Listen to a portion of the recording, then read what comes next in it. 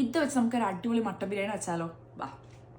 ഇത് നമ്മൾ കുക്ക് ചെയ്യുന്ന പോട്ടാണ്. അതിൽ നമ്മൾ മട്ടൺ എടുത്ത് വെച്ചിട്ടുണ്ട്. ഇനി ഇതിനകത്ത് എന്തൊക്കെ ചേർക്കണമെന്ന് കാണിച്ചു തരാം. നമ്മൾ ബിരിയാണിക്ക് വേണ്ടി ഫ്രൈ ചെയ്ത ഒനിയനാണ്. അതിൽ നിന്ന് കുറച്ച് ഒരു പിടി ഒനിയൻ, ഫ്രൈ ചെയ്ത ഒനിയൻസ്, 1 കപ്പ് തക്കാളി, 1 കപ്പ് തൈര്, ഇഞ്ചി വെളുത്തുള്ളി പച്ചമുളക് ഒന്ന് ക്രഷ് ചെയ്തെടുത്താണ് ഇത് ഇതിനകത്തിടാം.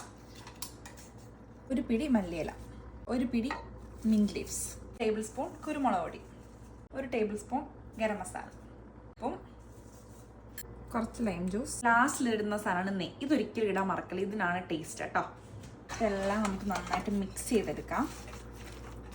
കുക്ക് ചെയ്യാൻ തുടങ്ങാം. 1 കപ്പ് വെള്ളം ഞാൻ ഒഴിക്കുന്നുണ്ട്.